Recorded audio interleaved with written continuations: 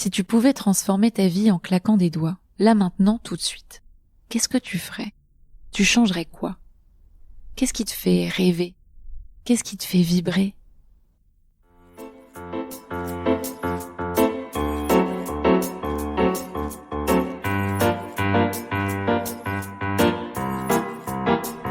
Provoque, c'est une impulsion. La mienne, peut-être la vôtre aussi.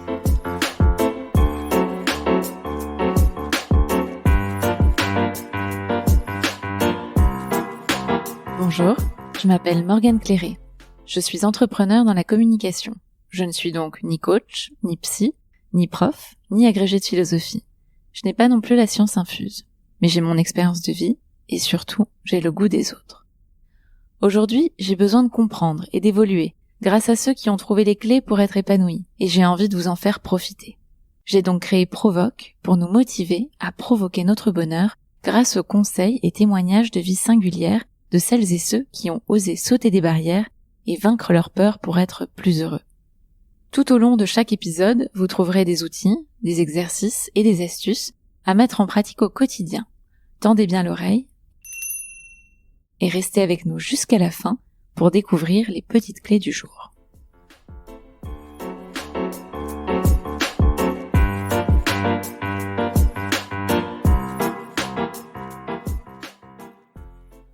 Aujourd'hui, je suis avec Johannes Alignac, alias Boutsi. Magicien et conférencier, il aide les autres à réveiller leur enfant intérieur en leur apprenant à développer leur créativité. Ce métier, qui n'existe pas dans les guides de l'orientation, il se l'est créé lui-même. Pourtant, son parcours le destinait plutôt à être prof de judo ou à faire de l'économie. Auteur de 2 livres, notamment La magie de la creativity, Boutsi anime aussi plusieurs conférences TEDx, crée des masterclass pour des entreprises et a sorti récemment le podcast Creativity. Ce qui m'interpelle chez Boutsi, c'est son métier hors du commun. Alors j'ai voulu comprendre. Comment devient-on un expert en créativité? Ici, il nous explique comment d'une blessure peut naître une passion, comment un voyage et des rencontres peuvent changer le cours de notre vie. Mais en fait, tout ça, c'est une histoire de sérendipité. Vous comprendrez tout à l'heure. Je vous laisse donc découvrir l'histoire de Boutsi et certains de ses secrets de magicien qui pourront, je l'espère, vous aider à prendre conscience de votre potentiel. Bonne écoute!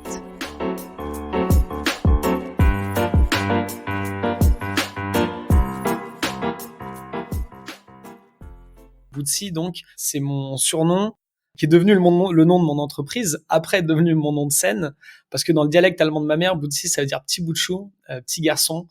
Donc, je suis à moitié allemand. Et donc, c'est comme ça qu'on appelait le petit dernier de la famille, ce qui était mon cas pendant longtemps.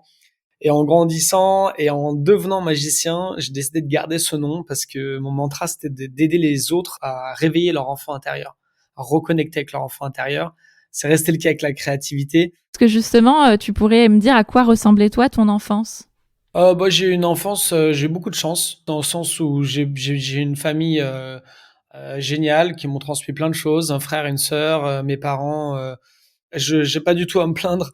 Et souvent, les gens qui me connaissent, quand ils voient l'histoire de mes parents, ça fait 40 ans qu'ils sont ensemble, il y a jamais eu il y a pas eu de séparation. C'est vraiment le modèle un peu, le modèle parfait dans un pavillon en banlieue.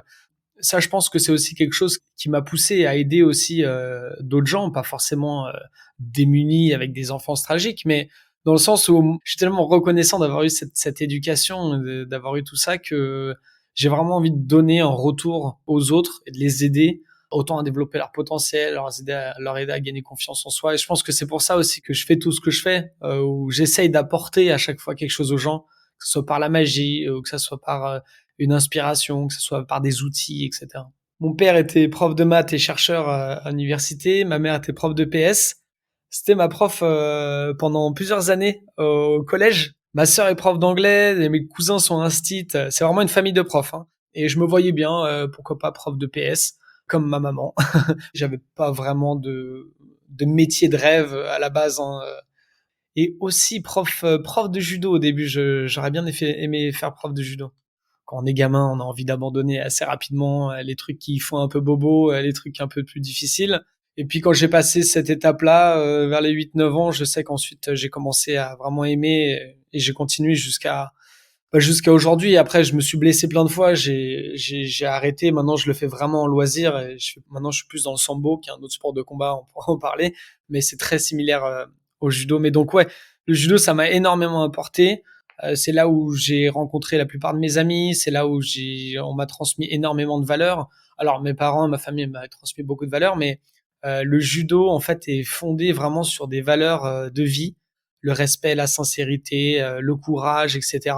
Et c'est vraiment mis en avant. Et moi, je me souviens que quand on était gamin, on parlait de ces choses-là au sport, quoi. Donc, en grandissant, c'est ma deuxième école en fait, le judo.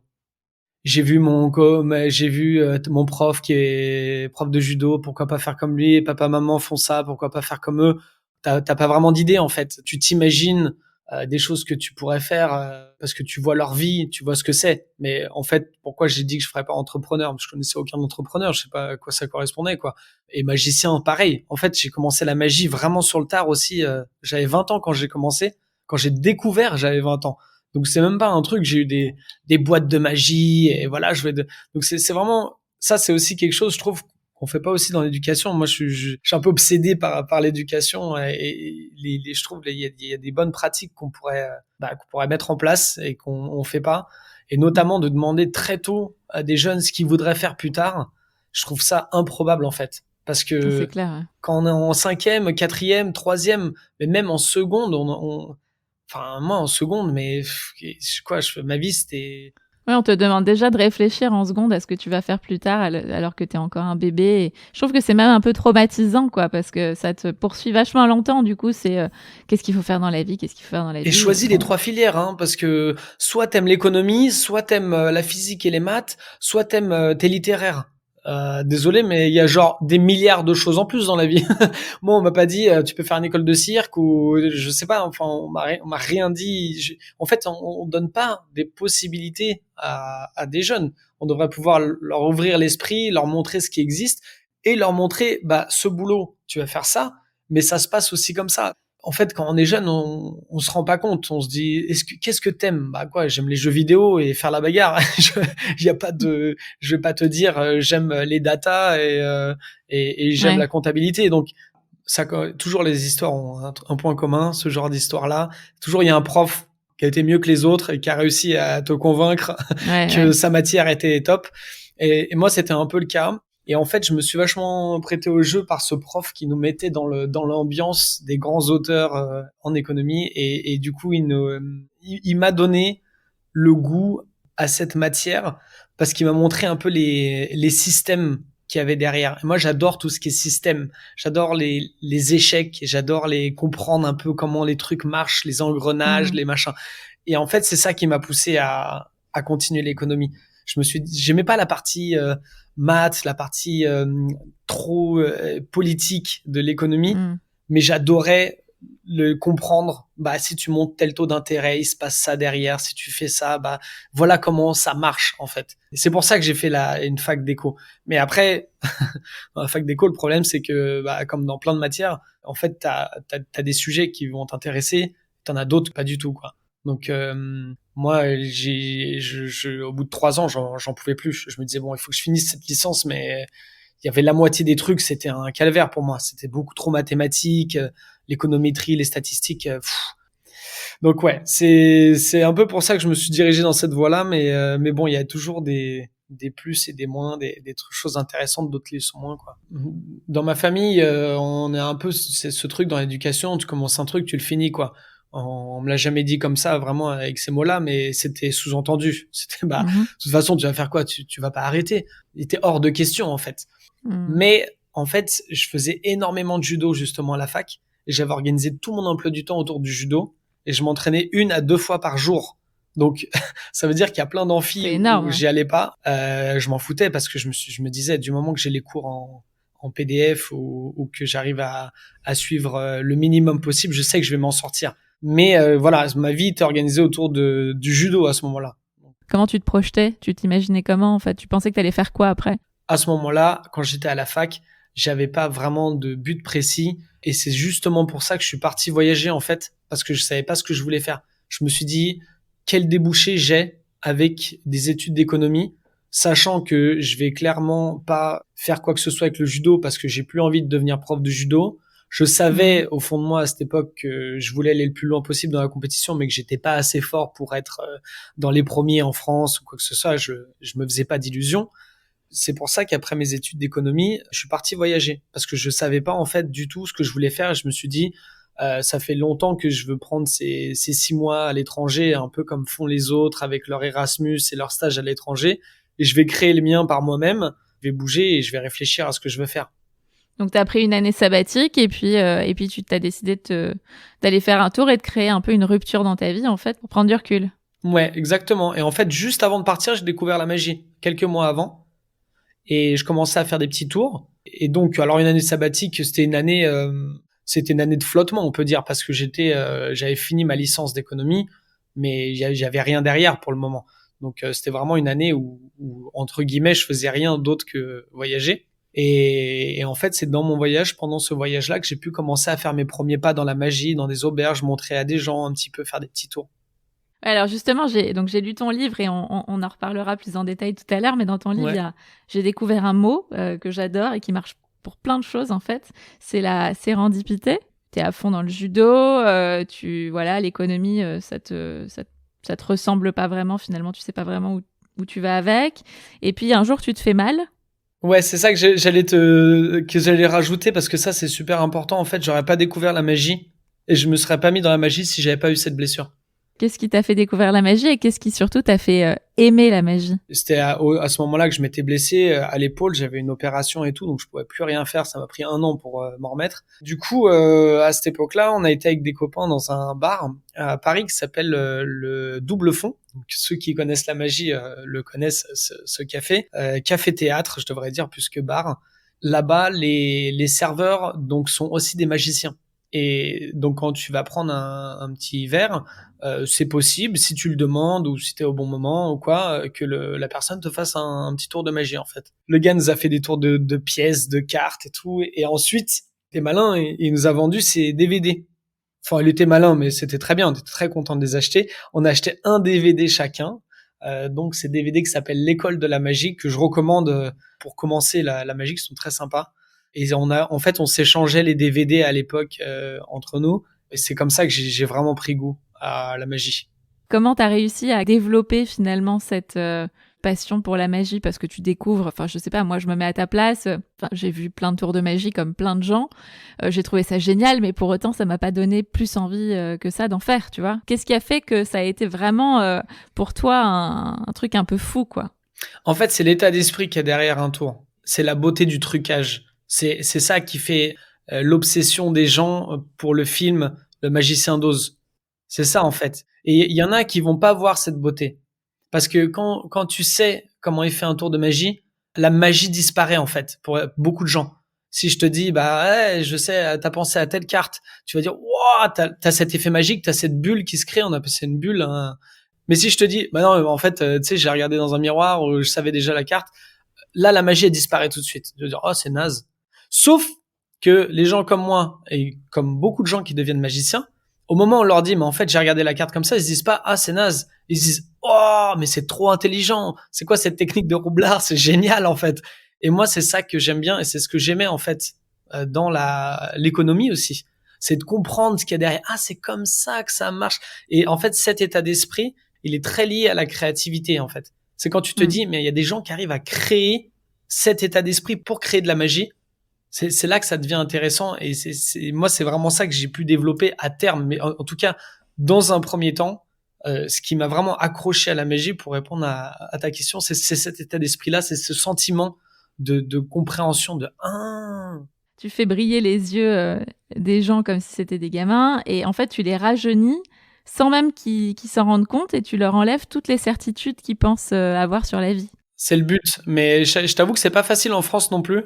Il y a pas mal de magiciens qui s'accordent à dire que en France c'est le public le plus difficile, au contraire des États-Unis, qui est le public le plus facile, parce que c'est vachement dans notre culture d'être cartésien, d'être dans l'analyse, d'être un peu pas pessimiste, mais un peu de chercher la petite bête, d'essayer de comprendre.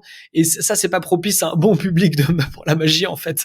Parce que quand tu montres un tour, les gens, ils s'émerveillent pas comme on a ce cliché un peu des Américains. Mais moi, j'ai fait de la magie aux États-Unis aussi. Je peux te dire que c'est un cliché où il y a énormément de vrai.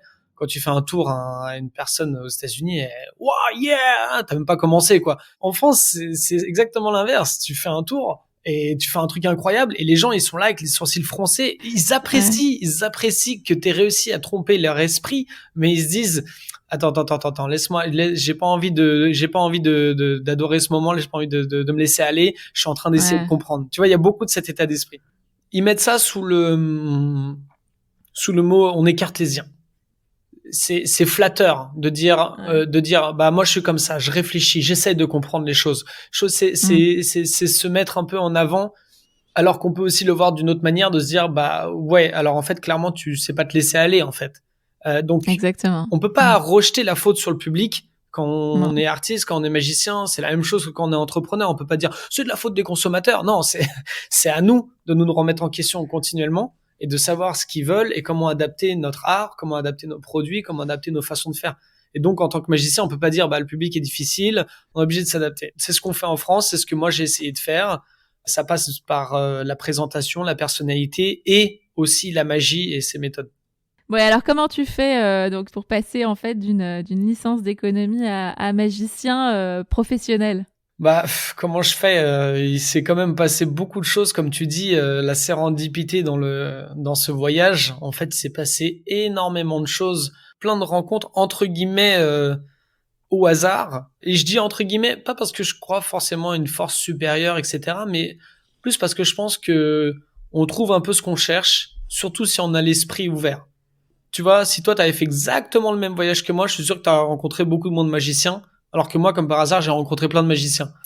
En tout cas, ce que je sais, c'est que quand tu focalises ton esprit sur quelque chose, ton esprit est beaucoup plus apte à le voir, ouvert à ces rencontres, et donc ça favorise la sérendipité. Ça vient du livre, donc Le Prince de Sérendip, et donc c'est le mot a été déduit de ça. C'est pas un vrai mot à la base, et je crois qu'il a été pris en anglais. Je veux pas dire de bêtises, mais à la base, je crois qu'ils l'ont d'abord ils ont dit serendipity et nous on l'a traduit de l'anglais, donc il vient de loin ce mot.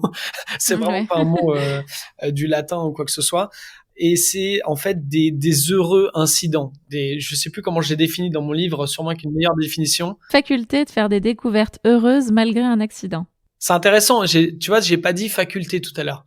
J'ai dit des heureux hasards par accident. Ouais. Mais c'est intéressant qu'ils disent cette faculté parce que ça veut dire qu'on a un certain contrôle dessus. Et comme on dit, je pense que ce contrôle, c'est cette capacité à ouvrir son esprit pour être apte à suivre différents chemins et créer ces heureux hasards grâce à des accidents. C'est comme quand tu regardes un film ou une petite vidéo sur Internet, tu la regardes 5 fois de suite, tu vas pas voir 5 fois la même chose.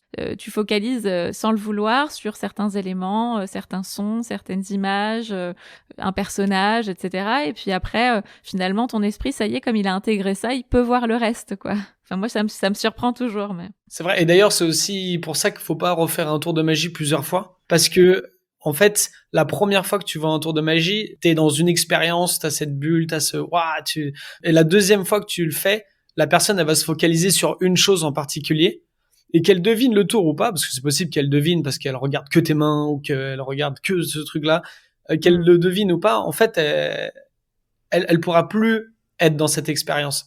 Donc c'est pour ça que en magie, on dit jamais on refait le tour 2 fois. Les gens se disent ouais mais c'est parce que t'as peur que je devine. En fait c'est surtout parce qu'on a peur qu'ils ne profitent pas en fait, parce que faire un tour de magie c'est pour créer une expérience magique, et la deuxième fois c'est sûr qu'ils vont pas l'avoir parce qu'ils vont se focaliser comme t'as dit sur un élément, comme quand on regarde une vidéo plusieurs fois. Et est-ce que tu peux nous raconter un peu ton voyage alors? Qu'est-ce qui s'est passé pendant ce voyage fabuleux qui a changé un peu ta vie?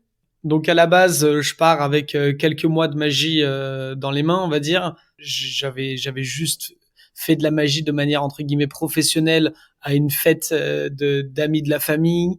Je commençais tout juste, quoi. Et donc, je voulais faire ce voyage pour apprendre des choses, voir d'autres éléments et me donner le temps de réfléchir à ce que je voulais faire après.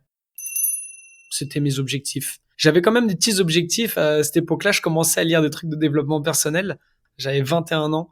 Et je m'étais dit que je voulais apprendre l'espagnol, je voulais apprendre à surfer et je voulais voilà découvrir des nouveaux pays. C'était mes trois objectifs. En fait, j'avais pas trop de magie dans ces objectifs-là, mais au fur et à mesure de mon voyage, j'ai rencontré des gens à qui je faisais des tours, mais juste parce qu'on voyageait ensemble. Et c'est eux qui m'ont dit, mais attends, mais c'est génial, faudrait que tu fasses ça ce soir quand on boit des verres et tout. En fait, c'est ça qui m'a permis de me montrer et de le faire de plus en plus aux autres.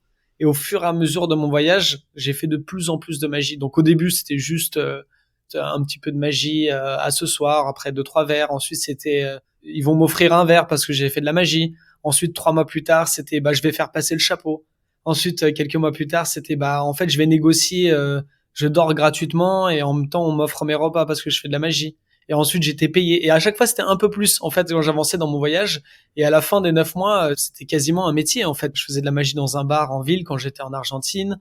J'étais payé. Alors, bon, c'était une petite paye, hein, mais c'était déjà top pour moi. Je travaillais dans un endroit, je faisais de la magie, pareil. Je l'échangeais contre des nuits, etc. J'ai commencé par le Mexique. Et le deuxième jour de mon voyage, j'ai rencontré une personne, on était en train de danser, donc à moitié bourré, t'imagines bien, un soir, et il me dit, c'est un Suisse, il me dit, mais en fait, la personne avec qui je voyage, elle a dû rentrer, et du coup, j'ai une place dans mon van, et donc moi, je parcours l'Amérique centrale avec mon van. Et en fait, j'ai dit, ok, et le lendemain, je suis parti avec lui, et on a voyagé 3 semaines ensemble. Ça, c'est typiquement le genre de truc où mon voyage aurait été complètement autre chose si dès le début, j'avais pas eu cette ouverture d'esprit pour suivre ces différents chemins, en fait. Et après, pendant tout mon voyage, ça a été plus ou moins comme ça. À chaque fois que je rencontrais des gens, vous allez là demain, est-ce que je peux venir avec vous? Et puis, je continuais comme ça. Et en fait, quand on voyage seul, c'est là où on est le moins seul, en fait. On est le plus entouré. Parce que si on a cette ouverture d'esprit, on rencontre énormément de gens, on est constamment entouré de personnes, de nouvelles rencontres qui connaissent, qui proposent, machin. Et j'étais extrêmement ouvert à cette époque. Mais voilà, à 21 ans, avec cet état d'esprit, c'était parfait en fait pour suivre différents trucs qui m'intéressaient, qui m'intriguaient et tout. Et ce voyage, ça a été beaucoup de choses comme ça en fait. Tu te promènes partout en Amérique du Sud, tu découvres la vie en fait. Tu te formes un peu à la vie tout seul pendant ce voyage. Et puis surtout, tu te formes à la magie et tu commences à prendre vraiment confiance en toi, j'imagine, parce que plus ça va, plus on te propose finalement des deals sympas où à la fin, tu gagnes même un peu de sous. Et donc, tu comprends qu'en fait, tu as envie d'en faire ton métier. Voilà. Et du coup, je suis allé dans un endroit sur la côte qui s'appelle Montanita. Et en fait, là-bas, ils avaient un café-théâtre et je dormais juste à côté. Et le lendemain, je me suis dit, allez, vas-y, je me force. Et je te jure, c'était comme dans les films, quoi. Je suis arrivé, j'ai dit, ouais, vous avez besoin d'un magicien. Elle a dit, vous êtes magicien? Mais on cherche un magicien. Je te jure, le truc improbable, tu vois. Ils avaient ce concept de café-théâtre qui commençait. Et ils cherchaient des artistes qui commençaient, qui passaient par là. Et en fait, je faisais partie de l'équipe, de la première équipe. C'était trop marrant cette époque en fait de ma vie et j'ai complètement bluffé pour avoir ce job parce qu'il m'avait dit alors on a besoin d'un magicien mais il faut que tu sois capable de faire 4 spectacles par semaine devant une centaine de personnes sur un numéro de 20 minutes et en fait j'avais aucune idée de comment le faire. C'est quelque chose que je raconte dans mes conférences parce que je dis que c'est vraiment l'état d'esprit des magiciens. Même quand t'as pas idée de comment faire, tu dis oui et tu trouves après comment faire en fait. Et à ce moment-là, j'ai dit mais bien sûr, mais je suis l'homme de la situation. Ensuite, je suis rentré chez moi et j'ai regardé des vidéos, des trucs, tous les PDF craqués que j'avais sur la magie pour essayer de construire mon petit truc.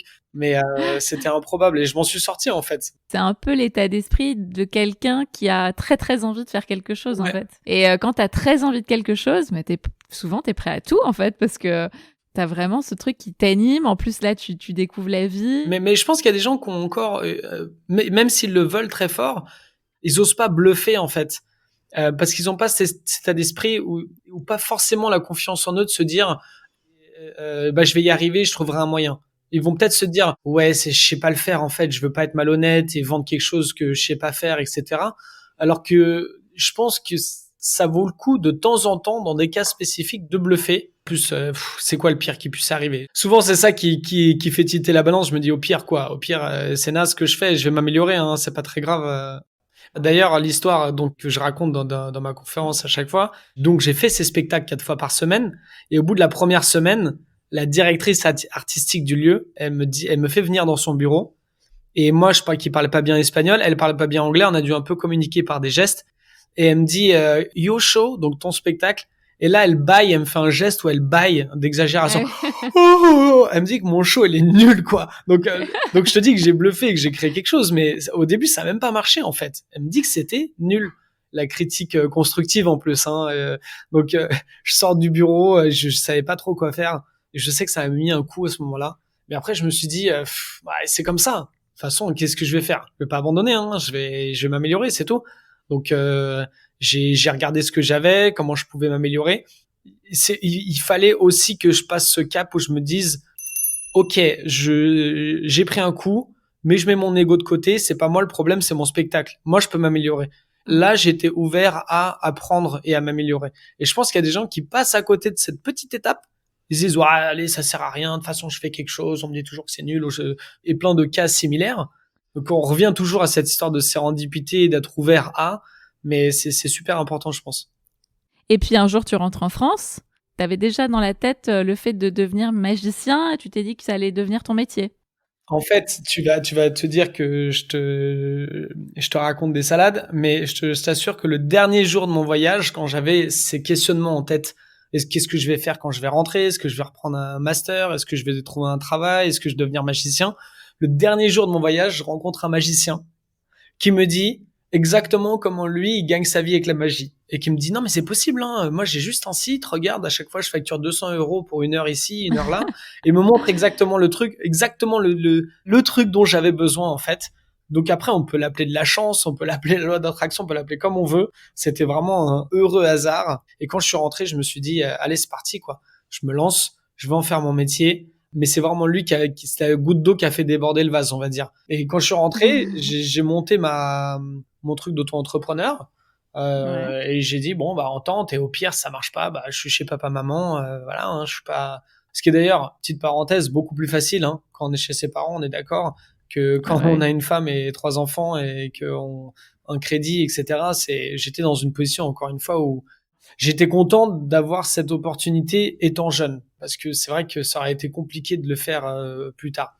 Et moi, c'est ce que j'ai fait. J'ai monté ma boîte, fait mon site, j'ai fait faire des photos, j'ai tout fait un peu moi-même avec un petit budget. Et donc, je me suis positionné dans les Google AdWords en tant que magicien Paris, magicien enfant, magicien close-up Paris. Et en fait, le mot-clé était pas trop cher. Grâce à ces pubs-là, j'ai pu devenir magicien professionnel. C'est comme ça que j'ai eu mes clients. Et c'est comme ça que ça a duré pendant des années ensuite. Comme quoi, pour découvrir des choses, pour prendre des nouvelles routes et tout, il faut fréquenter des gens, en fait. Non, être ouvert à des rencontres, c'est pas évident, hein. Parce qu'on a notre ego, encore une fois. On se dit, tiens, lui, qu'est-ce qu'il fait? C'est mieux que moi. Il se prend pour qui? On a toujours ces petits trucs un peu. Et c'est pour ça, moi, que j'ai démarré mon podcast. Parce que je sentais que je commençais à me renfermer dans quelque chose que je connaissais bien. J'allais moins vers les gens. T'es en couple, tu sors pas trop, tu fais ce que tu fais parce que t'as l'habitude de le faire. Même quand on s'est épanoui dans son travail, même quand on a développé sa passion ou quoi, il y a encore des phases où on retourne dans ces plateaux-là. Et ce podcast, c'était pour moi une super opportunité de me dire, bah, je veux rencontrer des gens et je veux à nouveau apprendre des gens et arrêter quand je regarde quelqu'un de me dire qu'est-ce qu'il fait, pourquoi il réussit, moi aussi je vais prendre ce qu'il fait, je vais le battre et tout. J'ai un peu ce côté fighter dans ma tête. Je me disais c'est malsain, ça me pousse à court terme, mais comme je disais tout à l'heure sur l'ego, à long terme ça va se jouer contre moi, il faut que je me rouvre à nouveau. Et ça m'a vachement aidé pour ça le podcast. Ouais, parce que sans les autres en fait on n'est rien, quoi. Il y a plein de gens qui pourraient sûrement te dire le contraire. Pour te dire, si, regarde, moi, je suis comme ça. Mais il y a ce proverbe, là, je sais pas d'ailleurs d'où il vient, qui est très intéressant. Peut-être je paraphrase, mais je trouve ça super intéressant parce que c'est vrai que quand t'es solopreneur, toutes les décisions vont beaucoup plus vite. Tu fais ce qui te chante, tu le fais à ta sauce, avec ton intuition. Mais t'arriveras jamais aussi loin que si t'as une équipe de 5, 10, 20, 1000 personnes. Ça, c'est sûr et certain. Même si les process sont plus lents. Et comme toi, tu le disais, là, c'est pareil dans la vie. Tout seul, évidemment, tu peux faire les trucs à ta façon. Peut-être que tu prendras pas de détour, mais c'est sûr que quand tu rencontres des gens et quand tu commences à faire des choses avec eux, en fait, tu vas beaucoup plus loin, tu crées des choses beaucoup plus fortes et ça t'amène à des endroits inattendus, quoi. Ouais, et puis les autres, même si tu fréquentes personne, de toute façon, les autres ont une incidence dans ta vie. T'es toujours en train de t'inspirer de quelqu'un. T'as Ouais, besoin de savoir comment les autres ont fait. Les autres, c'est un peu aussi ton miroir. Ça te permet de comprendre tes erreurs. Ça te permet d'évoluer. Enfin, ouais. voilà, on a toujours besoin des autres aussi. Donc, c'est important de considérer les autres, en fait, et puis de se dire que ça peut nous apporter quelque chose en plus et au contraire, pas quelque chose en moins. Ce qui est difficile, je pense, c'est de trouver, peut-être plus dans une certaine phase de vie, quand on a la petite vingtaine, on peut être plus apte à rencontrer toutes sortes de gens. Moi, ce que j'ai remarqué, c'est peut-être personnel, mais j'essaie de faire attention aussi aux gens que je côtoie. Je choisis mon entourage et je prends pas le temps forcément pour des gens qui sont ça va paraître super élitiste ce que je vais dire, mais c'est un peu la théorie de choisir ses amis, de choisir son entourage. Mais j'ai fait un peu le tri dans pas mal de gens que je côtoyais, au moins en termes de temps passé avec eux. Et donc, de temps en temps, je sais qu'il y a certaines personnes où je vais me dire, je vais pas forcément prendre le temps d'aller rencontrer, d'aller découvrir. Peut-être à tort parfois, mais je pense qu'à une certaine phase de vie, il y a aussi un équilibre à avoir entre des nouvelles rencontres, des nouvelles découvertes, et se laisser aller à rencontrer de nouvelles personnes. Et à la fois, si on fait ça tout le temps, on perd un temps de dingue et on est obligé de prioriser. À un moment donné, on n'a qu'une vie. C'est ça, le problème, c'est le temps qu'on n'a pas, parce qu'on a tous nos contraintes, nos boulots. Et l'influence, le temps et l'influence. Parce que mine de rien, même si les gens ne sont pas de manière caricaturale négatifs, il y a quand même une influence. On peut choisir l'influence qu'on a dans son entourage. Et souvent, on entend ces choses-là, et c'est quelque chose qui est très délicat à faire. On l'entend, ce truc-là, comme si c'était quelque chose de facile. Moi, je trouve pas du tout que ça devrait être présenté de cette manière-là. Il y a cette théorie, on est la moyenne des 5 personnes qu'on fréquente le plus. Bon, voilà, c'est à prendre avec des pincettes, mais il y a du vrai dedans. Et je pense que choisir son entourage le plus proche est super important. Mais du coup, c'est une force aussi contraire, parfois, à rencontrer de nouvelles personnes. Et donc, c'est difficile de trouver son équilibre entre les deux. C'est pour ça que je suis content d'avoir le podcast et de faire des rencontres comme avec toi. Tu vois, c'est à la base Cyril qui m'a dit ah Morgane machin. J'aurais pu dire non non pas le temps, ça m'intéresse pas. Et au final, je suis content de t'avoir rencontré et ça m'apporte quelque chose de différent en fait de mon entourage habituel. Mais donc c'est chacun va devoir trouver son équilibre entre les nouvelles rencontres et le temps passé et voilà et choisir les personnes qu'on veut dans son entourage quoi. Toi, tu t'es créé ton métier, donc t'es pas que magicien. Donc tu disais, voilà, tu fais des podcasts, t'es auteur, t'as écrit 2 livres, t'es conférencier, tu fais des workshops, tu travailles beaucoup pour des grandes entreprises pour former des salariés, des choses comme ça. Enfin, t'as 50 métiers en fait, et ton métier, il était juste pas dans le guide de l'orientation Carrément qu'on pas. trouve au lycée, quoi. Et finalement, c'est vrai que quand on est jeune, enfin peu importe d'ailleurs qu'on ait 15 ans ou 25 ans, quand on se dit qu'est-ce que je vais faire dans la vie, on est toujours, en majoritairement en tout cas, on est souvent en train de se dire, tu penses à des idées un peu bateaux et tu sais pas tous les métiers qui existent et surtout tu sais pas que tu peux créer ton métier. Et aujourd'hui, en 2020, c'est possible effectivement d'être slasher comme toi. Je considère pas que auteur et que podcasteur c'est un métier. Pour moi, je les considère comme des canaux, des outils de marketing, on va dire ça comme ça. Il y a des gens dont c'est vraiment le métier et ils le font d'une manière complètement différente.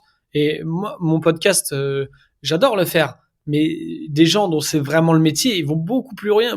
Moi, je suis un amateur par rapport à ça. Des gens dont auteur et le métier vont beaucoup plus loin. Moi, j'ai juste écrit mon livre. Ça me sert pour plein de choses. Je suis très content de l'avoir écrit. Ça inspire des gens. Mais c'est pas mon métier principal. Et je pense qu'il y a une distinction qu'il faut faire et qui est importante aussi pour les jeunes qui comprennent que c'est pas parce que il y a des gens comme moi qui font plein de choses qu'ils font tout à fond. En fait, c'est très difficile de faire une chose à fond. Et moi, je cache pas aux gens quand ils me disent ah ouais t'es podcasteur. Je dis non, je suis pas podcasteur. J'ai un podcast. Je fais ce que je peux dessus. Il me sert à ça, ça et ça. Et je suis très content. Ça m'apporte ça, ça et ça. Mais je suis pas podcasteur parce que sinon on dévalue en fait ce qu'il faut pour maîtriser quelque chose. Je pense que le domaine où j'ai été le plus proche de la maîtrise, c'était la magie. Et encore, quand je parlais à mes mentors aux États-Unis, eux, ça avait rien à voir. Hein. C'était des gars, ils avaient 60 ans, ils faisaient ça depuis qu'ils en avaient 5. Ils avaient une passion encore ardente, une curiosité incroyable. Et moi, j'étais déjà en bout de course après 3-4 ans déjà. Donc, c'est vraiment, on se rend pas compte tout le travail qu'il y a dans les détails, dans les trucs. Et ça, c'est intéressant. C'est pour ça que je m'obsède dans quelque chose. C'est pour découvrir ça. Et ça veut pas forcément dire que je le deviens. Mais en tant qu'entrepreneur aussi, moi, je considère que plus que mon métier, c'est d'être entrepreneur et que toutes ces facettes-là, ça vient nourrir et me donner tous ces détails sur la difficulté d'être entrepreneur.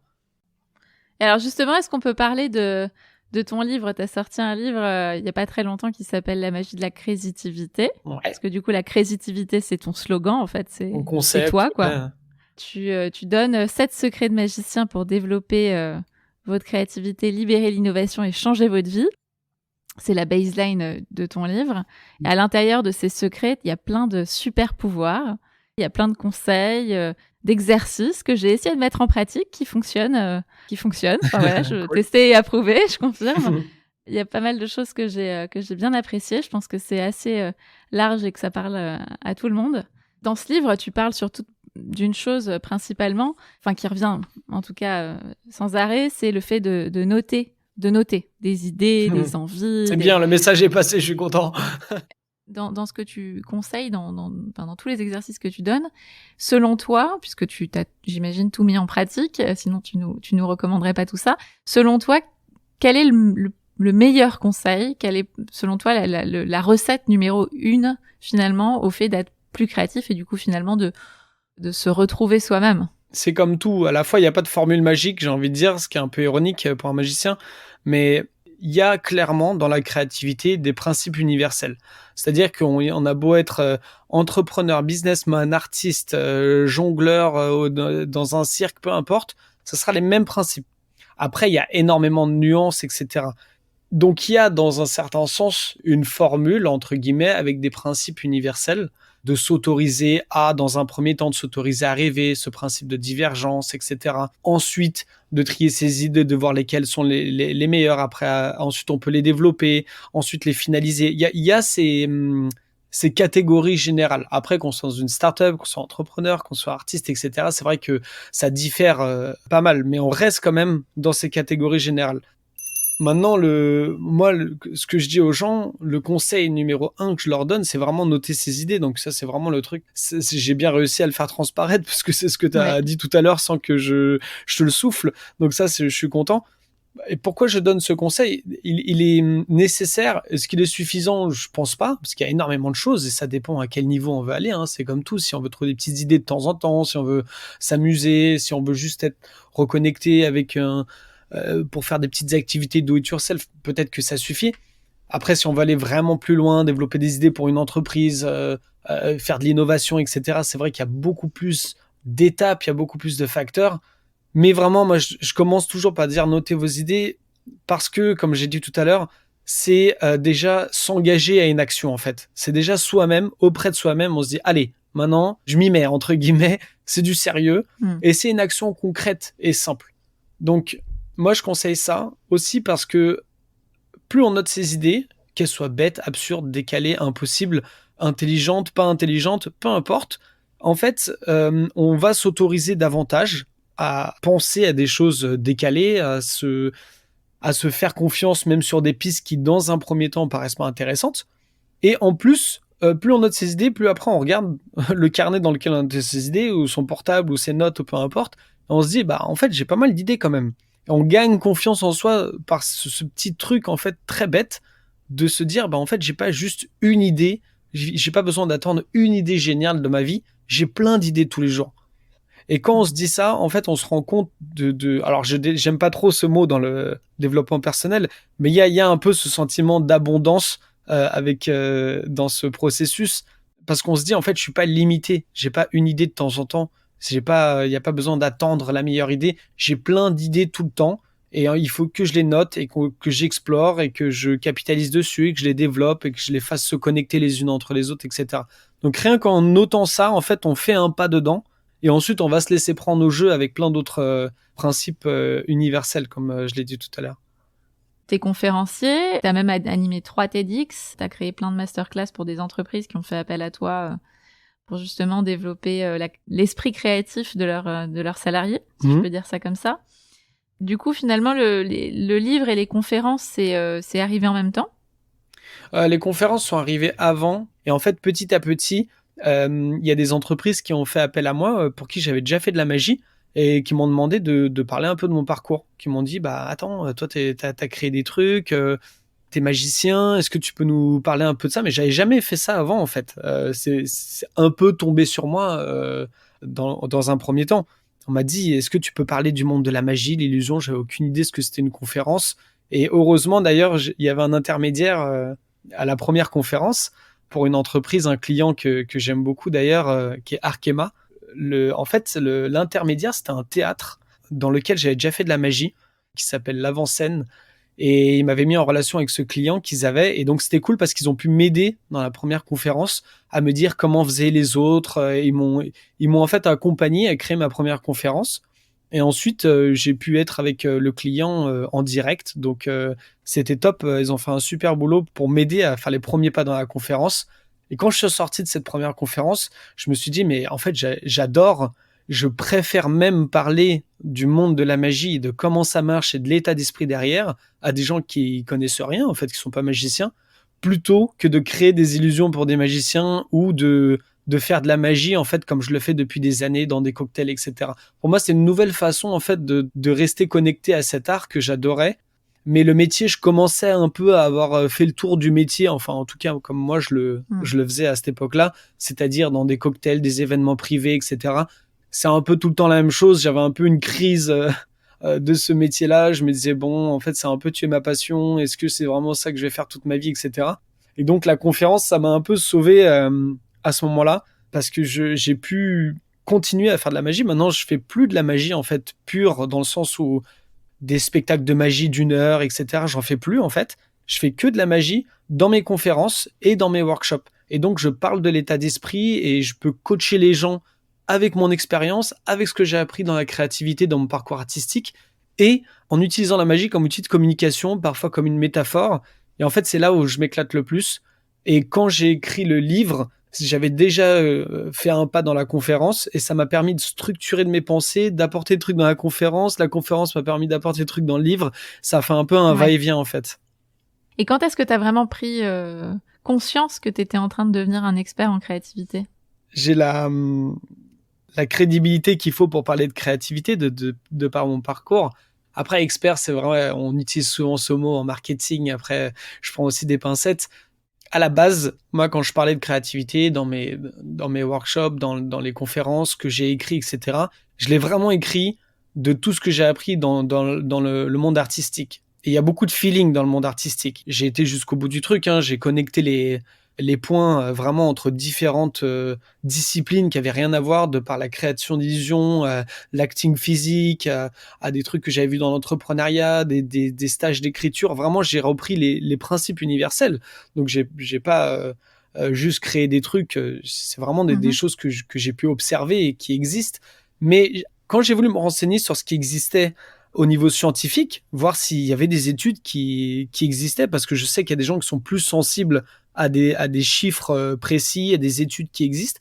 En fait, je me suis rendu compte qu'il n'y avait pas tant de choses que ça. En fait, il y a beaucoup de gens qui approchent la créativité d'un point de vue de mindset, d'état, en fait, physique et psychologique dans lequel on peut se mettre. Et en fait, j'ai un peu du mal avec ça. Pour moi, la créativité, c'est quelque chose sur lequel on peut travailler aussi de manière consciente. Et plus on travaille de manière consciente, plus notre inconscient va chercher des connexions à faire, va nous envoyer des idées. Donc moi, dans mes workshops, par exemple, quand je parle de créativité, je dis qu'il y a plusieurs choses, plusieurs zones en fait. Les moments magiques, je parle des moments magiques aussi dans le livre, j'en parle tout le temps, c'est les moments où je demande aux gens quand est-ce que vous avez vos meilleures idées. Alors là, les gens qui nous écoutent, dites à voix haute quand est-ce que vous avez vos meilleures idées. Allez, vas-y, toi Morgane, quand est-ce que tu as tes meilleures idées, par exemple? Moi, j'ai mes meilleures idées le soir quand j'arrive pas à dormir. Voilà. Toi, Buddy, quand est-ce que t'as tes meilleures idées? Bah moi, sous la douche, souvent. Et du coup, j'ai un carnet sous la douche.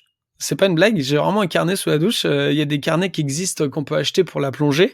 Il y en a même qui ont été faits spécialement pour les gens qui ont des idées sous la douche. Je rigole pas, vous pouvez checker bien sûr, vous pouvez checker sur Amazon. C'est génial. Mais donc, quand on demande aux gens, en fait, souvent, ils décrivent des moments, c'est un peu une zone créative, j'aime bien appeler ça une zone. Voilà, là, c'est vraiment un état dans lequel on est, où en fait, on a la tête vide. Souvent, les moments décrits, c'est sous la douche, en train de me faire mon jogging, au volant, au moment de m'endormir, le matin très tôt. C'est que des moments où, en fait, on réfléchit pas à quelque chose. Et Ouais. le piège, en fait, avec cette zone-là, et moi, j'ai vu beaucoup de choses comme ça, même dans les études scientifiques, c'est que ils vont dire, ah, c'est dans ces moments-là que vous avez vos meilleures idées, alors il faut essayer de reproduire ces moments-là, mais du coup, ils oublient le travail conscient. Alors que pour moi, en fait, il y a une dynamique dans la créativité. On est obligé de travailler dur sur un problème, sur un sujet, de vraiment réfléchir, de brainstormer, d'avoir des outils de créativité, de vraiment faire travailler la matière grise. Et ensuite, quand on va déconnecter, c'est là que notre cerveau il se met dans une zone par défaut. Dans les neurosciences, c'est comme ça qu'ils appellent ça, le default network, en fait. Et c'est là que le cerveau, en fait, il démêle les nœuds, entre guillemets, et il classe les informations. Et c'est à ce moment-là qu'il va créer des connexions et qui va nous envoyer une idée. Sauf que qu'est-ce qu'on fait dans ces moments-là? Bah, on est aux toilettes ou on est sous la douche et on dit c'est une bonne idée mais je la noterai plus tard. Et hop, on l'a oublié 2 secondes plus après, tard. on a oublié. Ouais, c'est ça. Exactement pareil que quand on est dans la nuit ou quoi. Là où je dis il faut faire attention avec. Alors je dis pas que les études sont fausses ou quoi que ce soit. Hein, je suis pas du tout qualifié pour parler de ça. Au contraire, je pense que c'est très intéressant. Mais je pense que ce qui est important de retenir dans la créativité, c'est qu'il y a effectivement des états physiques et des facteurs d'inspiration. Bon, par exemple, il y en a qui travaillent mieux la nuit, il y en a qui travaillent mieux quand ils sont entourés de gens, il y en a qui travaillent quand il y a de la lumière, il y en a il faut qu'ils soient en pleine nature. Là, chacun a ses petits trucs, ses petites inspirations. Le choix du lieu, c'est vrai que t'en parles aussi dans ton livre. Je trouvais ça intéressant de se dire qu'on a tous aussi un endroit préféré pour être efficace, quoi, pour travailler. Ouais, mais il y a des gens, ils s'en foutent en fait. Donc il faut aussi en être conscient, il faut se dire, est-ce que moi ça influe vraiment ou moi je sais personnellement que je suis sensible à ça. Si je vais dans un endroit et je vais travailler 1 heure dans ce café que j'adore avec telle vue, machin, je suis sûr que ça va marcher, que je vais être inspiré, que je vais adorer. Alors qu'il y en a, ils se disent, bah non, moi, tu me mets n'importe où, du moment que je suis à fond sur le projet, ça va. Donc je pense qu'il faut que chacun connaisse ses facteurs d'inspiration. Et il y a des études qui ont été faites aussi sur être dans un état de flow, que ça peut favoriser la créativité avec les ondes du cerveau quand on est dans certains trucs, la méditation, prendre un café quand on a des adrénalines, etc. Il y a plein de trucs qu'on peut reproduire, mais au final, tous ces états-là, ils vont être que plus puissants et que plus nombreux si on fait le travail conscient. Donc c'est pour ça que je dis qu'il n'y a pas de formule magique. Il y a une formule, mais plus on travaille de manière consciente, plus on travaille sur un problème, plus on brainstorm dessus, plus on réfléchit, plus on insiste avec des petits outils. Comme je dis dans le livre, et si, se poser des questions qui commencent par et si, quand c'est impossible, de se dire c'est impossible, sauf si, et là on creuse davantage. Plus on va faire ce travail conscient, plus en fait les moments où on va être inspiré, dans les moments où on va être inspiré, on va avoir des idées en fait. Et à ce moment-là, on les note. Et ensuite, le cercle continue comme ça. On les note, on les développe, on a d'autres idées, etc. Et dans tes conférences, tes élèves, si je peux dire tes élèves, selon toi, quelle est la difficulté qu'ils rencontrent le plus souvent dans tes workshops? Bah moi, si tu veux, c'est dans des entreprises que j'interviens. C'est un public particulier, c'est pas une personne, j'ai envie de dire lambda ou monsieur tout le monde. Vraiment, c'est des problématiques particulières. Déjà, il y a le côté, bah moi je fais pas partie de l'équipe des créatifs, donc les créativités ça me concerne pas. C'est pas pour moi, je suis pas créatif. Déjà, on part de là. Déjà, c'est sûr qu'on va pas avoir beaucoup d'idées. Moi, j'essaie déjà de casser ça d'entrée en disant que la créativité, c'est pas que pour les innovateurs, que pour les grands artistes et les Picasso. On n'entend parler que d'eux, des Steve Jobs et Picasso tout le temps, et des Einstein. Mais la créativité, c'est pour tout le monde et c'est au quotidien et c'est dans les petites idées. C'est trouver une solution à un problème, débloquer une situation en trouvant une petite idée pour mieux approcher la communication avec telle personne, ajouter une petite fonctionnalité à cette façon d'approcher le produit. Voilà, c'est toutes les toutes petites choses du quotidien. La créativité, elle se trouve là en fait et on la remarque pas forcément. Et en fait, c'est là où c'est important, c'est que tout le monde est déjà créatif et tout le monde peut avoir plus de créativité dans sa vie pour générer plus de solutions. Et c'est pas forcément des idées qui vont sortir du lot, des idées de waouh, Eureka. Ça, c'est un peu l'image qu'on a du savant fou qui a une idée géniale dans son laboratoire avec des produits chimiques qui bouent un peu en arrière-plan. Donc non, tout le monde est créatif et à chaque fois que vous allez trouver un nouveau chemin pour aller au travail parce qu'il est plus efficace, plus rapide ou plus calme ou j'en sais rien, Ça, c'est déjà de la créativité. Quand vous imaginez, ah tiens, est-ce que je pourrais vivre dans telle vie? Ah oui, mais ça veut dire que ça implique, ah, sauf si on pouvait faire ça. Ça, c'est de la créativité. Donc, en fait, la créativité, elle est vraiment partout. Donc déjà, j'essaie de casser ça pour pas qu'ils se disent, ah bah moi, je suis pas créatif. Et ensuite, dans un second temps, il y a aussi quelque chose qui arrive, alors de manière spécifique aux personnes en entreprise, et c'est la culture d'entreprise et comment ils approchent la créativité. Est-ce que le management autorise cette créativité en entreprise, ou est-ce que quand on vient avec une idée, on dit ouais non mais on n'a pas le temps là machin. Est-ce qu'ils encouragent? Est-ce qu'ils donnent du temps aux employés pour qu'ils développent des projets? Est-ce que voilà, après il y a d'autres dynamiques plus structurelles au sein de l'entreprise qui jouent quoi. Il y a une chose qui m'a marqué dans une des vidéos qui est sur ton site internet. Il y a plusieurs personnes qui sont interviewées suite à un de tes workshops en créativité. Et donc, il y a une personne qui commente et qui dit qu'il a adoré, que tu as donné des réponses holistiques à tous les problèmes qu'il pouvait rencontrer au quotidien et que ça l'a fait grandir. Et en fait, je trouve ça génial de se dire je trouve ça hyper drôle, de se dire que finalement, pour grandir, il faille redevenir un enfant, en quelque sorte. Parce que encore une fois, dans ton livre, la créativité, tu fais beaucoup d'analogies à l'enfant. Et finalement, il faut presque régresser pour grandir. Ouais, c'est vrai, t'as raison, je l'avais pas vu comme ça. C'est cool de se le dire comme ça. En plus, moi, c'est toujours cool quand les gens donnent des retours comme ça, j'adore parce que vraiment, je me pose. Tu vois, tout à l'heure, t'as dit les élèves. Pour moi, c'est pas des élèves. En fait, je suis juste là pour leur donner, en fait, leur montrer leur potentiel. C'est ça mon but. C'est leur dire, non, mais regarde ton potentiel. Regarde, je vais te donner un outil, tu vas essayer. Et les gens disent, ah ouais, mais en fait, c'est pas trop dur. Mais bah non, personne n'a dit que c'était dur. Mais c'est juste qu'on se bloque. Donc, je pense quand ils disent, bah, ça nous a fait grandir, c'est aussi ce sentiment d'ouverture, en fait. Et c'est ce que je dis, c'est que en grandissant, enfin, ce que je dis, comme si je l'avais inventé, j'ai rien inventé, hein, encore une fois, hein. Vraiment, j'ai juste mis des trucs à ma sauce. Mais en fait, en grandissant, on se bloque, on se crée un cadre dans notre esprit avec nos façons de penser, ce que les gens nous ont dit, la société, l'école, etc.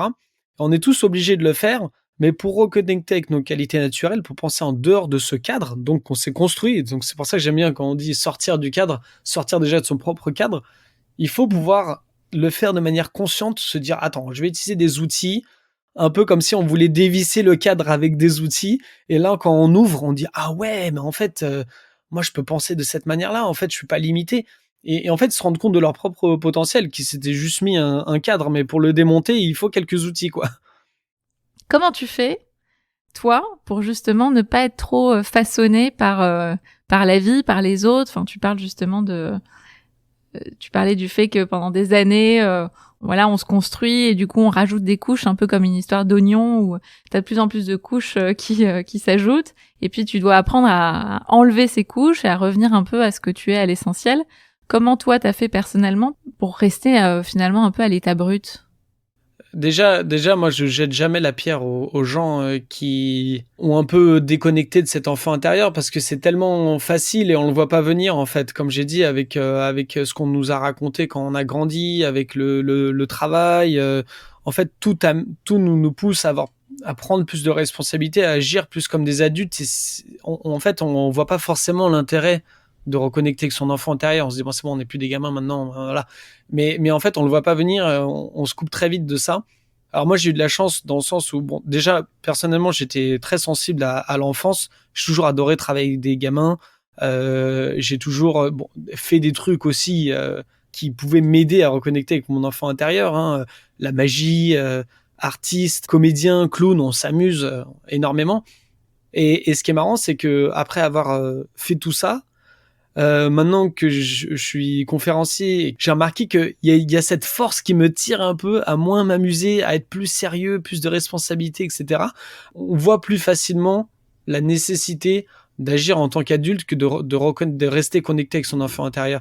C'est pour ça que j'explique bien aux gens sans jugement, en fait, ce que ça apporte, cette curiosité, cette capacité de rêver, etc.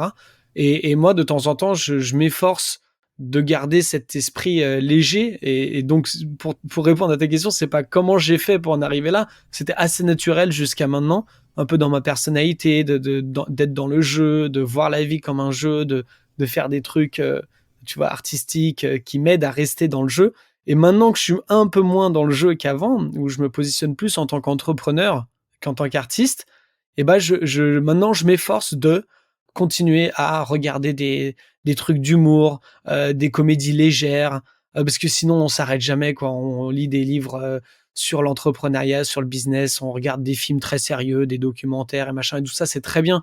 Mais de temps en temps, je pense qu'il faut aussi une balance et s'amuser, se détendre et passer du temps avec des enfants aussi, de sa famille. C'est important, quoi. Moi, je trouve ça hyper inspirant de connaître quelqu'un comme toi et de connaître ton parcours et je trouve que c'est hyper motivant. J'ai adoré un exemple que tu as donné dans ton livre parce que moi, je dis tout le temps une phrase qui est quand tu veux changer quelque chose dans ta vie, il faut commencer par bouger une pièce sur l'échiquier en fait. Je compare toujours une vie à un jeu d'échecs et donc si tu bouges une seule pièce sur le jeu, t'as tout le reste du jeu qui bouge. Et donc toi, dans ton livre, t'as parlé du film Yes Man avec Jim Carrey, qui dit oui à tout pour changer. Et finalement, il dit oui, oui, oui, au lieu de répondre une fois de temps en temps non, non. Là, il dit oui. Et donc finalement, forcément, il y a tout qui change dans sa vie. Donc c'est complètement extrapolé, mais je trouve ça hyper drôle.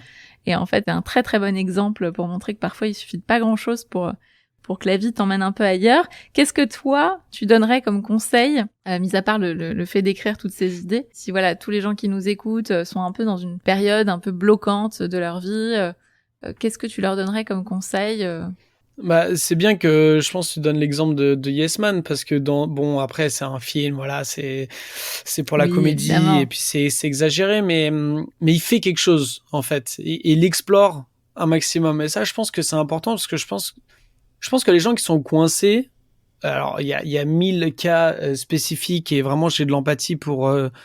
Je dis pas il y a qu'à faire, allez on se lance. Je sais que c'est pas si facile. Il y a des gens qui ont des familles et qui doivent quand même gagner leur vie. Ils peuvent pas faire ça, que ça d'explorer tout et n'importe quoi sans gagner leur vie. Mais c'est important en fait, dans Yes Man, il s'ouvre au final. C'est quoi? C'est qu'il s'ouvre à d'autres choses. Il dit non à tout, il se ferme à plein de trucs mentalement. Et en fait, de s'ouvrir à d'autres horizons, on découvre des choses qu'on connaissait peut-être pas. Et comme on le disait tout à l'heure, dans l'éducation aujourd'hui, c'est un peu dommage que, en grandissant, on nous a fermé un peu cet état d'esprit. Hein. On nous donne le choix entre S, ES ou L, voilà. Et sinon, t'as échoué, donc tu vas dans un truc technique, alors que c'est pas du tout, je pense, une approche intelligente. On reste en fait dans nos carcans. Et je pense que même à un âge plus avancé, en fait, il y a toujours de la place à l'exploration, à la curiosité, et l'important c'est de faire quelque chose en fait, parce que peu importe si c'est pas le bon truc qu'on fait, au moins on s'est planté et au moins on sait pourquoi on s'est planté. Alors évidemment faut pas s'obstiner et passer des années à faire les mauvaises choses, on est d'accord qu'il faut quand même regarder ce qu'on est en train de faire, voir si on va dans le bon chemin. Je pense qu'il y a beaucoup de gens qui ont des idées, il y a beaucoup de gens qui parlent beaucoup, ah ouais moi je vais lancer mon truc, moi j'ai des idées mais moi je vais faire ça. Au final il faut rien. Parce que en fait, on sous-estime, je pense, la puissance du confort. On parle souvent de sortir de sa zone de confort, etc. Mais on en parle de manière trop facile. Ah, c'est important, on sort de sa zone de confort. Ah ouais, merci pour le conseil, j'y avais pas pensé. En fait, c'est très difficile de sortir de sa zone de confort parce que là, je pense, que c'est dans notre ADN. On est fait comme ça en tant qu'humain. On cherche absolument le confort. Et donc des gens même qui ont une bonne situation, hein, qui travaillent en entreprise, qui ont un bon salaire, qui sont heureux sur le papier, mais qui sont pas forcément heureux dans leur vie, bah ils vont pas oser explorer et vraiment faire le premier pas. Donc j'adhère évidemment à ce que tu dis hein, sur l'échiquier. Et à un moment donné, c'est bien d'avoir plein d'idées pour battre l'adversaire hein, tant que les pièces sont bien alignées devant toi. Mais à un moment donné, il faut bouger un pion, quoi. Tu peux pas indéfiniment te dire ah mince, et si je bouge le mauvais pion, ah et si je bouge, ah bah là ça va pas aller pour moi. T'es obligé de bouger le mauvais pion, de faire une partie, de te faire éclater, et ensuite tu regardes la partie et tu dis bon alors pourquoi je me suis fait éclater? Ah d'accord, en fait si je mets le fou ici, bah le cavalier il prend là machin, et de se dire ok, d'analyser derrière, et c'est comme ça qu'on se réinvente. Il y a un peu du tout ou rien aujourd'hui. Soit je sors de ma zone de confort et je vais à l'autre bout du monde et j'ouvre un bar, soit non, il y a rien et je reste dans mon taf de 9h à 5h. Non, il y a des milliards de nuances, de couleurs, et on peut tenter des trucs, on peut essayer de prendre des cours de ça, on peut tenter un peu ça, on peut questionner des gens. Il y a des gens comme moi, des entrepreneurs, ils demandent que ça, qu'on leur envoie un mail sur LinkedIn et qu'on dise hey, c'est comment la vie de magicien, ça se passe comment tu fais? Voilà, hein, je vais pas faire payer pour ça, mais au final, personne me demande ça. si, Oui, toi, oui. dans le podcast. Mais tu vois, je pense que les gens, ils ont pas forcément cette habitude d'aller vers les autres et de leur demander et de découvrir, de s'ouvrir à d'autres univers et ensuite de se dire, bah ouais, je vais tenter pour voir et je vais voir et si ça me plaît pas, bah tant pis, j'arrête, quoi. Donc voilà, en gros, c'est ça mon conseil, avoir cette curiosité et ensuite de se dire, ok, maintenant que je me suis ouvert à ça, je vais tenter. Et puis, si ça me plaît pas, je vais analyser pourquoi et ensuite je vais tenter autre chose et à un moment donné, je trouverai un truc qui est pas mal et je m'engagerai et puis j'irai le plus loin possible et why not? En plus, on est tellement heureux d'avoir tenté un truc quand on l'a tenté, quand c'est pas un truc habituel. Même si ça marche pas, en fait, rien que le bonheur de se Ouais. dire, ah, je l'ai fait, c'est génial.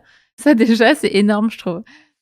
Et tous les mecs qui font du développement personnel, les coachs à qui j'ai pu parler, et qui sont spécialisés vraiment dans le coaching ou dans le développement de soi, ils disent que des gens qu'ils ont coachés et des études, etc., ce qu'il faut surtout, c'est de ne pas avoir de regrets. Alors, je sais que ça pourrait paraître un peu banal comme ça de dire ça et de oui, oui, c'est bon, pas de regrets. Mais je pense que c'est important au final. Mieux vaut Bah se oui. ramasser complètement et de se dire bon, au moins, c'est quoi, j'ai tenté et j'ai vu ce que j'étais capable de faire, plutôt que de jamais tenter et de se dire ah ouais, j'aurais pu, tu sais, hein, si j'avais m'étais entraîné un Mais peu oui. plus, j'aurais pu être sportif de haut niveau. Bah non. T'aurais pas fait ton voyage en Amérique du Sud. Ouais, c'est ça. Bah ouais, tu sais, t'as de la chance. Non, j'ai pas de chance. Enfin, si, j'ai de la chance, mais pas sur les trucs en général où ils nous disent qu'on a de la chance. J'ai eu beaucoup de chance dans ma vie, mais on a tous notre lot de chance et de malchance. Et c'est juste qu'il faut tenter, en fait. Mm. Ouais, mais j'ai pas le temps. Non, on a tous le même temps dans la journée. Hein. Et je pense que ceux qui se trouvent des excuses, faut qu'ils notent, prennent leur journée, la notent sur un papier et ils se regardent dans le miroir et se disent vraiment, j'ai pas 2 heures dans la journée en plus là. J'ai 0 heure en plus pour explorer autre chose ou pour développer ça. Parfois, quand je parle à des gens qui veulent du changement dans leur vie, à chaque fois que je leur trouve des solutions, eux, ils me présentent un mur en face, un nouvel obstacle. Je leur dis, mais pourquoi tu prends pas, t'en fais voir ton emploi du temps, combien de temps t'as dans la journée, bah, lève-toi une demi-heure plus tôt et fais ça. Ouais, mais je peux pas, mais non, mais c'est pas possible. À chaque fois, c'est pas possible. Je pense que, effectivement, il y a des situations qui sont difficiles, mais quand on veut du changement, ça demande de passer par une phase où on va devoir serrer les dents à un moment donné. On va devoir, c'est pas forcément évident, peut-être se coucher un peu plus tard certains soirs, se lever plus tôt certains jours, bosser un peu le week-end, ça peut être des trucs comme ça, mais c'est pour un futur aussi plus important, qui a plus de sens. Parfois, il faut aussi passer par cette phase un peu plus difficile et vraiment l'état d'esprit d'un entrepreneur et d'un magicien, c'est que rien n'est impossible. Ça sert à rien de se trouver des excuses, c'est des solutions qu'il faut trouver et d'être constamment dans un état d'esprit où on se trouve des solutions dans sa vie, même quand on veut du changement. Écoute, merci Bouti. Juste une dernière question. Si tu commençais ta vie aujourd'hui en sachant tout ce que tu sais maintenant, qu'est-ce que tu ferais? Qu'est-ce que tu changerais? Oh là là, alors cette question, j'ai déjà eu des débats interminables dessus. Il y a 10 milliards de nuances. Bon, je ferais probablement ce que je fais déjà, mais parce que j'ai beaucoup réfléchi à ces projets. Tout ce que je fais, ça vient c'est là où je dis j'ai de la chance, mais c'est pas de la chance. Ce que je veux dire, c'est je suis content et je suis heureux d'avoir fait ce cheminement pour arriver là où j'en suis aujourd'hui, parce qu'il y a des gens qui répondraient différemment à cette question et se diraient bah je ferais autre chose que mon travail. Et dans ce cas-là, ces personnes-là, j'ai envie de leur dire bah vas-y, commence maintenant alors, parce que tu vas pas attendre l'apocalypse. Déjà avec le Covid, il y en a plein qui ont eu cette révélation, qui se sont dit en fait je suis pas heureux dans ma vie, je vais changer. Ben ouais, t'aurais pu le voir un petit peu avant, mais bon, je suis un petit peu dit. Moi, je trouve que justement, il y a plein de fois où on voit même pas qu'on est malheureux. Enfin, malheureux, tout est relatif. Hein. Parfois, on a une vie qui est très bien, comme tu disais, sur le papier, mais en réalité, on prend pas de recul, on se rend pas compte que ça va pas. On sait qu'il y a un truc qui va pas, mais comme on est dans notre vie, que les choses, voilà, ça roule, ça tourne, bah, on n'arrive pas à même prendre conscience qu'en fait, on est en train de vivre une vie qui est pas vraiment celle qu'on aurait aimé vivre à la base, quoi. C'est vrai que de toute façon, tu vois, tu m'as présenté dans ce podcast comme quelqu'un qui a une énergie débordante et qui n'arrête jamais. Mais honnêtement, comme je te dis, quand je me compare à d'autres personnes, j'ai pas du tout l'impression, parce que je suis crevé le week-end, hein, comme tout le monde. Et d'ailleurs, c'est marrant que tu parles de recul d'énergie et de jamais arrêter, etc. Parce que vendredi, j'ai eu un coup de mou au milieu de journée et je me suis dit, là, je peux plus. Et j'ai complètement arrêté pendant 2 jours et demi. Enfin là, on est dimanche soir, on finit ce Ouais. podcast, mais je considère pas vraiment ça comme du travail. Je parle de ma vie. En fait, sur le papier, quand on voit les autres, on peut avoir l'impression que souvent ils arrêtent jamais. Mais en fait, on a tous le même temps, et prendre ce recul, c'est important aussi, prendre ce repos pour se dire: qu'est-ce que je suis en train de faire? Est-ce que ça correspond vraiment à ce que je veux faire? Est-ce que ça me fait toujours autant plaisir? Est-ce que mon état d'esprit a changé? Et je pense que le Covid, c'est une phase qui a apporté énormément à tout le monde, moi y compris, pour se poser et réfléchir sur notre état d'esprit et sur les choses telles qu'elles sont, pour, comme tu dis, se rendre compte que, en fait, la vie qu'on est en train de mener, c'est pas forcément celle qu'on veut avoir. Et moi, je le fais en fait beaucoup plus régulièrement que d'autres gens en fait. Constamment, je me pose quasiment tous les week-ends ou toutes les semaines, je me pose avec mon stylo et mon truc, et je lis des bouquins, et je me pose et je réfléchis et j'écris, et je me dis en fait, est-ce que ça est-ce que je pourrais pas mieux le faire? Est-ce que ça, ce que je suis en train de faire, c'est une bonne idée, etc. Et je pense que c'est constamment prendre ce recul et se réinventer, et ne pas le faire une fois pour toutes dans sa vie, ou une fois tous les 3 ans, qui est important en fait. Merci beaucoup, Boutsi, pour ton partage d'expérience et tes précieux conseils. Avec plaisir. J'invite tout le monde à aller écouter le podcast Creativity qui est disponible sur YouTube. Il est partout. YouTube, Google Podcast, Spotify, Apple Podcast, il est vraiment partout. Et il est en anglais principalement, mais il y a quelques épisodes en français. Je crois qu'on a 2 épisodes en français pour le moment. Et j'essaie de faire venir des gens qui ont quelque chose d'un peu différent, des entrepreneurs, des artistes, vraiment un petit truc en plus, qui ont eu quelque chose d'un petit peu crazy, qui ont pu mettre en œuvre leur créativité dans leur vie, quoi. Ok, parfait. Voilà. Écoute, merci beaucoup, Boutsi, pour ton temps. Avec plaisir. Et puis à très vite.